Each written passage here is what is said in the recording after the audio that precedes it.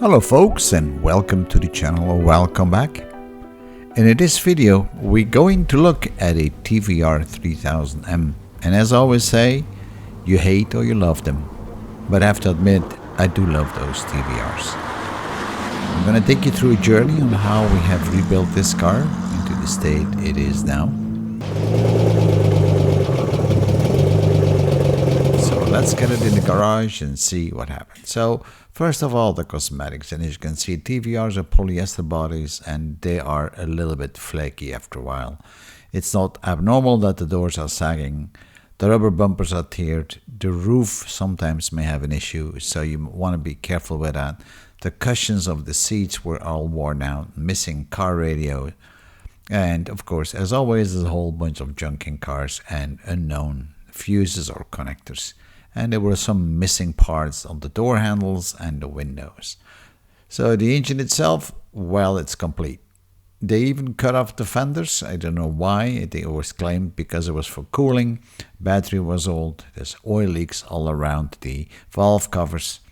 All right, it has oil in it, but that's about it. What I hear is that the valves are really making a lot of noise. So it was time to put it on the lift and do a short inspection underneath to see how much work we're gonna have. There's a lot of oil leaking out of the oil pan, and the frame itself has some slight corrosion on it. The coilovers, well, on one side at full droop is loose and the other side was actually tight. So it even looked like the suspension will take a lot of work. Now I was really more worried about all the oil spills around the gearbox, but it turned out to be coming from the carter or the oil sump plug. Frame structure wasn't too bad. It had a little bit of rust here and there, so I didn't bother to take the tub off, which you typically can do if you do a full restoration. And then we got some loose panels that in between the engine and the gearbox. The exhaust, well, I think the pictures tell everything. I could even put a screwdriver in. And it was a real big mess. The headers were all worn, and the mufflers, the boxes, they were, well, in a pretty bad shape. So checking the brakes, of course, turned out to be another big issue. The brake hoses were fine, but still, you want to replace everything you can. And then we had a lot of heating problems and leaking cooling liquid and play on the wheels. So if you allow me, I will now take you back in time so we can have a look on how all these parts were repaired and fixed over time. It has taken me about 120 hours to get this car back on the road. So let's have a look. Although the engine was running, it is always a good thing to do a cooling pressure test, and you can see the thorough state of the radiator, but also of the expansion tank. So before I can do any test, I need to double check everything. For instance, the caps, that they have a pressure relief that works, that they seal off both on the expansion tank and on the swirl pot. But also I want to make sure that the belt that drives the water pump is intact. The fans are not very important right here, but I still wanted to make sure they run freely. The thermostat housing, and then we see the oxidation around that hose there. But I couldn't start just because the expansion tank with the hose was kind of loose, so I would lose pressure. Now this is a pressure test kit, as you just saw.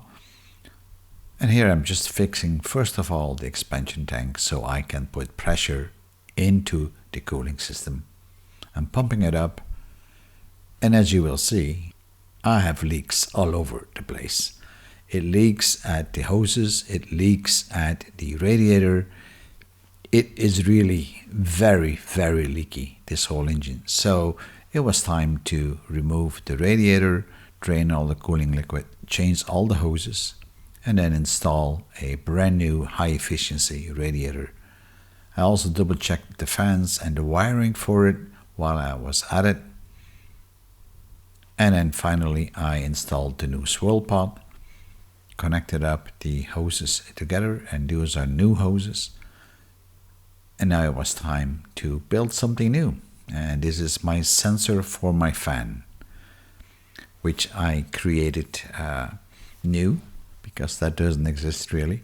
But it works pretty good. It's a sensor that fits inside the swirl pot and that will drive the fans. And here you see me injecting it into the swirl pot.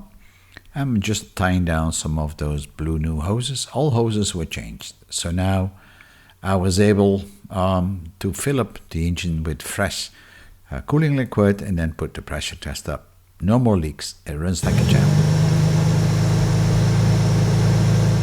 And of course, I installed a new water pump and a new snare, a new thermostat, cleaned up the housing for it, and then I had to re-engineer the cooling system for the heat exchanger because that was all wrong. We double-checked it and then hooked it all back up with the right pipes and hoses. And as you can see, I used a whole bunch of new hoses that then finally went all in. And before the radiator went in, I actually did shot blast the whole front frame with Garnet 360. A pretty nasty job, and then I resprayed everything, and you can see everything went down to the bare metal. I took care of the bearings by repacking it with grease and I put a new bearing in. We reworked the calipers, we put new brake pads up, we checked the springs and the droop. All that was sorted out. The bushes were verified, some were renewed and others were not. So overall this was quite good. I bought some new headers and I decided to heat wrap them. And then it was time to remove the old exhaust, and that turned out to be quite a job to get it loose. At the end I had to grind it off and then pull it back from the back and then disconnect piece by piece. It was a surprise to me that the mufflers, after they were shot blasted, turned out to be stainless steel, which is a good thing to have. And here I'm retapping, and here I'm removing the old headers, and I will start to retap the thread inside the block. It makes it easy to install the new header, and here the new header goes in. And then once it's all connected up, I will install the rest of the exhaust. Got some new clamps and knocking the exhaust pipes into shape, and I'm using a big socket for that. And then just hooking it all up and tying it down. Took me about half a day to get all this sorted out.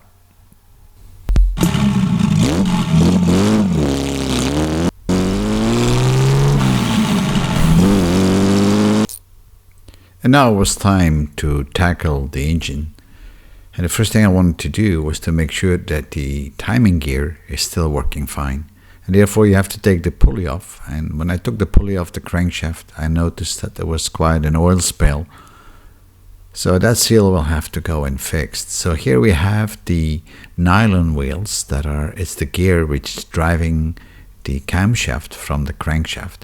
And that is known to be a problem sometimes.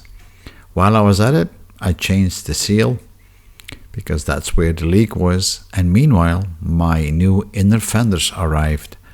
And in fact, I had to pick them up in the Netherlands. So I continued working on the car and looked on the spark plugs, and they all looked a bit different. So I decided to run a full compression test. That turned out to be okay. So as the engine was kind of burning a little bit of oil, I decided to run a blow-by test, and it was okay, not too bad. So the old valve covers went off to fix the oil leak, and I got some aluminum valve covers. Now it was time for the valves, and the valves, they are kind of sealed off with a very small seal that prevents oil leaking into the cylinders. So I didn't want to take the cylinder head off, so I used a special plier to do this in place. And you put some compression into the cylinder with your air compressor, making sure it's at the compression stroke, and then the valves will stay, and you can replace these rubbers very easily.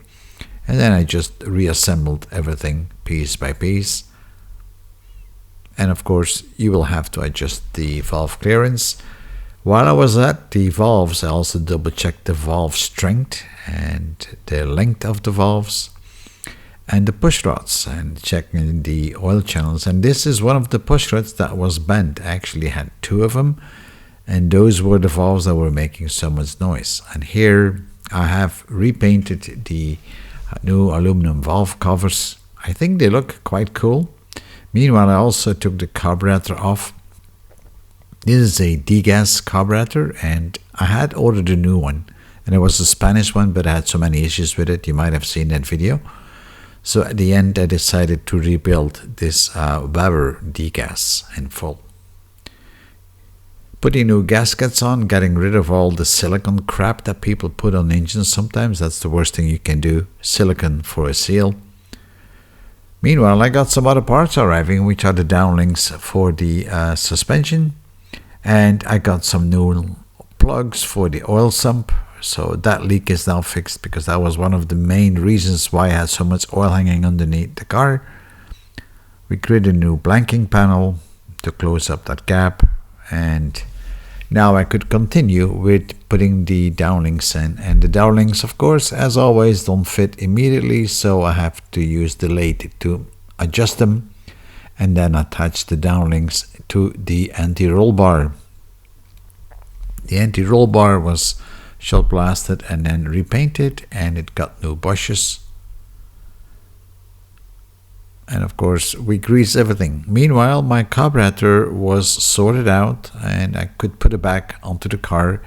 It was cleaned in the ultrasonic cleaner, and I have it all newly jetted. And now it's just a matter of hooking everything back up. The choke at the end I kind of disconnected, but the gas throttle was a bit of an issue. I actually had to rebuild a new piece. I probably could have bought one, but I decided to build one of my own designs, and this is what I'm using right here. Is a kind of a nylon block, and it connects a kind of a spindle to the throttle cable and then onwards to the carburetor, and that worked very smoothly.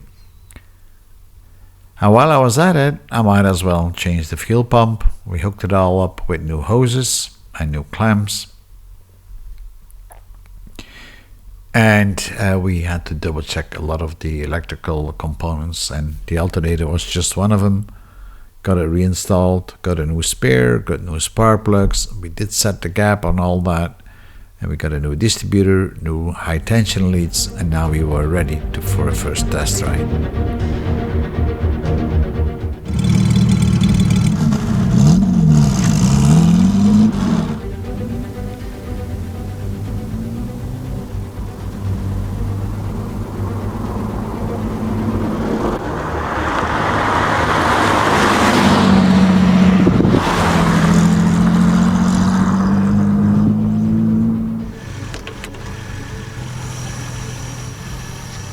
And I have to say, the car was running pretty good, engine was doing well, no heating issues, no nothing. Now it was time for some more cosmetics, fixing the door hinges. And on your own, it's not always easy to take a door off a car. Now I got some new hinges, these are the bright ones, and I got my old hinges. So I decided to rebuild the old ones, and also did install the new ones. So the new ones went on the driver door, and the old ones that were reworked went to the passenger door. And here you see the bushes I created inside to rework the old hinges on the door. It's a bit of a hard job to do, but it is doable, so it's not that difficult. I also got some cheap Chinese window handles. The door had to be repainted, so this is the base paint, and then I applied after that the yellow paint to it. I've always been very pleased with the home-built paint booth. And here we have the rubber fenders and all the rusty metal parts that are molded into the rubber. No wonder they rust. I've got the new chrome bumpers, but they didn't fit, so you always have to make some adjustments. So I had to make some special bolts to fit to the frame or the bodywork of the car. And of course I did paint those welding spots afterwards. And here you see the end result, and I think these chrome bumpers really look well.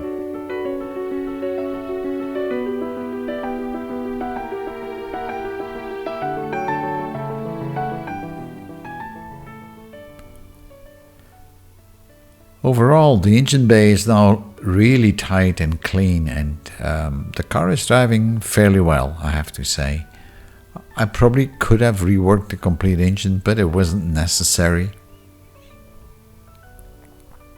And those SX V6 valve covers, they really fit nicely into it.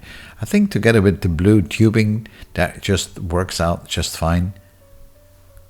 And there's one thing I forgot to mention, and I lost that video somehow, is that I did change the seats out with Miyata seats.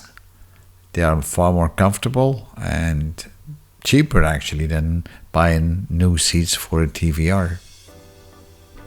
There you can see the seats, and they just fit in nice. You have to make a few little adjustments.